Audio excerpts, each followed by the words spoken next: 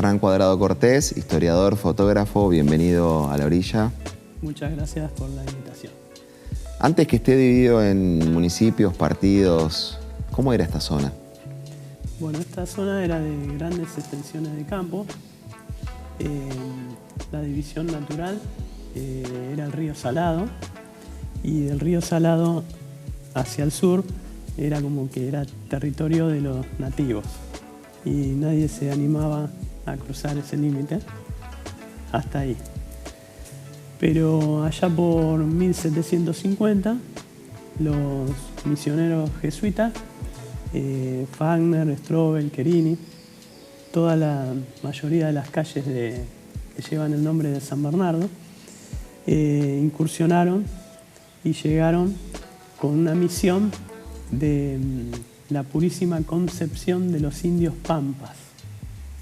Fíjate el nombre, reducción de la purísima concepción de los indios pampas.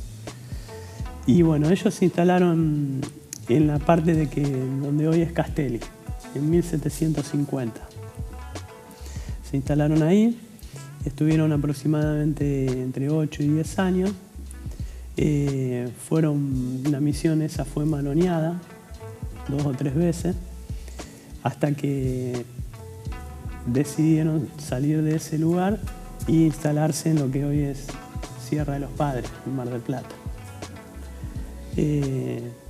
Luego empezaron a armarse las primeras estancias, allá por 1810, 1820, en donde está la famosa estancia Miraflores de los Ramos Mejía, que fue un adelantado que en cruzar el río Salado y armar su estancia.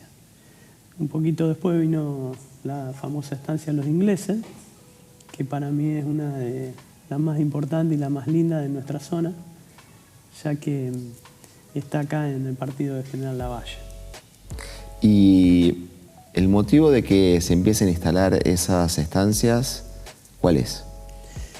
Y eran motivos que, como se decía antes, que esto era tierra de nadie. Entonces, en el caso de se compraban grandes extensiones de campo por poca plata al Estado, que recién estaba formándose. Y bueno, el tema era aventurarse, no era fácil venir en esas épocas acá. El puerto de Ajó es un puerto natural, en General Lavalle, que ahí venían los primeros adelantados en los barcos. ¿Y el nombre de los pueblos originarios que había acá, cuál era? Y esta era la región del Tuyú. Dentro del partido de Monsalvo, que iba desde el río Salado hasta el río Quequén, toda esta una gran extensión de campo, que después más adelante Juan Manuel de Rosas, allá por 1839, lo divide en distintos partidos. Pero es una región totalmente rica porque han pasado acontecimientos muy importantes. Nosotros tenemos acá la estancia de los ingleses, los que somos de acá, que muchos la conocen, otros no. Tenemos ahí en esa estancia está la primera enfardadora de lana que llegó a la Argentina por el puerto de Ajó. Y la lana esa que salía de acá del puerto, era de nuestra región, iba directamente a Inglaterra. Muchas veces se ha dicho que iba directo sin pagar ninguna aduana, digamos. Claro. En esa época era todo más permisivo. Claro, el puerto de Buenos Aires estaba bastante más lejos. Claro, y este estaba medio escondido. Además. ¿Por qué Ajó? Y Ajó es un término de los guaraníes, de las misiones jesuitas que te estuve hablando, que significa pisar blando, pisar fofo. Los que vinieron fueron acompañados por guaraníes, los misioneros jesuitas. Y acá se encontraron con los querandíes, que eran de acá de nuestra zona, que habitaban a la vera de la ría de Ajó, porque ahí tenían buen agua, consumían el venadito de las pampas, se abrigaban con sus cueros, comían su carne, tenían leña de tala, de coronillo, y eran nómades. Transitaban desde acá hasta la Sierra de Tandil, de la Sierra de Tandil para acá.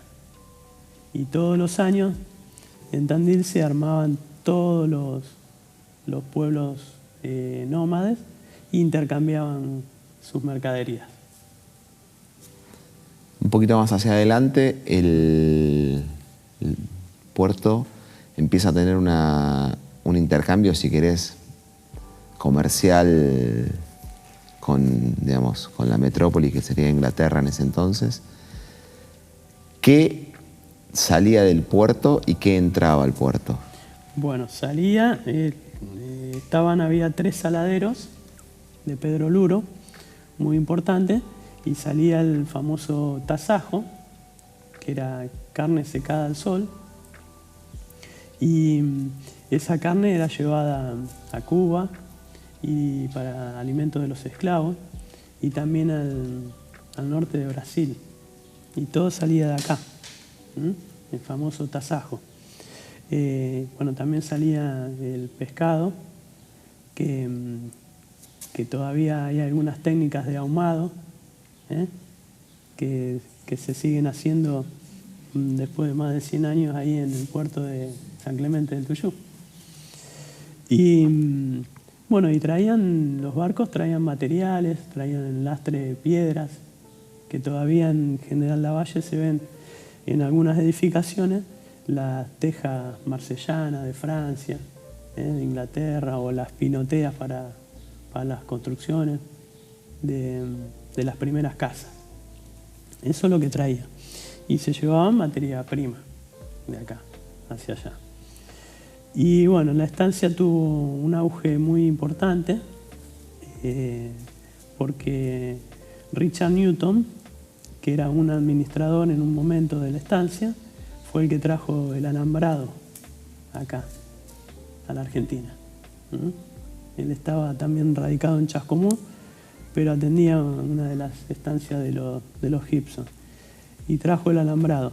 Y es muy probable que en alguno de tantos naufragios que tenemos acá en la costa, que haya llegado gran parte de alambre para alambrar los campos allá por 1860 aproximadamente. Antes eran extensiones sin ningún tipo de limitación, digamos. Exactamente, no había límite. Sin embargo, estaba en manos de qué familias. En la primera mensura figura que Juan Manuel de Rosa, con el agrimensor Cenillosa, la hace allá por 1824, 1825. Y fue amojoneando todos los campos de la zona para esa época. Pero fíjate que el alambrado llega como 20 años después. Llega muchísimo más adelante. Y venían en los barcos traían esas cosas que acá no empezaron a traer. También las famosas chapas de zinc para los galpones, para las estancias.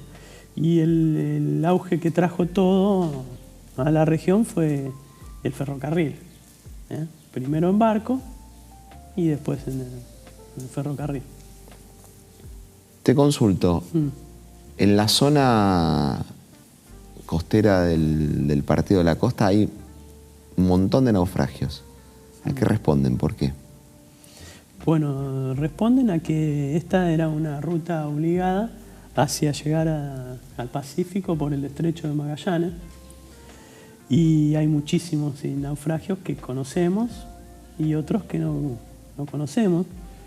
Hace unos años tuve la oportunidad de fotografiar uno que lo venía esperando encontrar, casi 30 años estuve para fotografiarlo, y hace unos años lo pude fotografiar. Está entre Costa del Este y aguas verdes. Pero es un naufragio que no sabemos absolutamente nada. Como está el que está en Costa del Este, que es el barco famoso de la Galleta, que tampoco se sabe mucho. Y hay muchos que no sabemos. Hay versiones que decían que traían mercadería para las grandes estancias y a veces lo hacían naufragar para después cobrar el seguro. Cobraban por las dos ventanillas, digamos. Siempre avivadas, ¿no?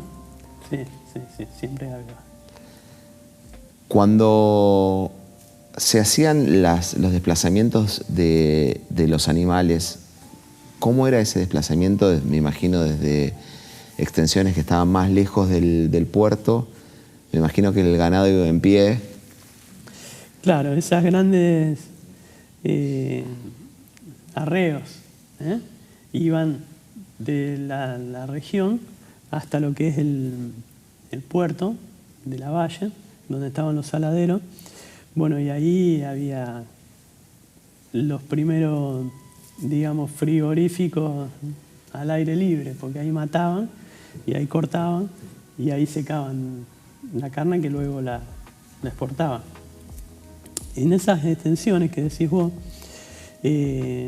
entre lo que hoy es Mar de Ajó y San Clemente del Tuyú, todos esos campos pertenecían a la familia Leluar, después a los Dubó, a los Avellaneda, y hay un lugar que le llaman el Jahuel del Medio, que está en lo que hoy es Santa Teresita, que era el medio del campo entre San Clemente a Santa Teresita y de Santa Teresita a Mar de Ajó. Ese Jahuel eran grandes pozos de agua donde cambiaban los caballos la tropilla y tomaban agua de ese lugar. Es lo primero. Después de unos años llegaron las famosas norias, que eran también pozos de agua, que con unos cuencos sacaban agua desde abajo, pero a tracción a sangre. El caballo daba vuelta alrededor y iban sacando agua para los animales. Hay varias en la región. Yo tengo algunas fotografiadas en algunos campos. Y después, bueno, aparece el famoso molino ya a fines de 1880, 1900, los molinos que hoy todavía siguen en auge en los campos. Hernán, si alguien quiere ver alguna de tus fotografías o tus trabajos, ¿hay alguna vía de comunicación?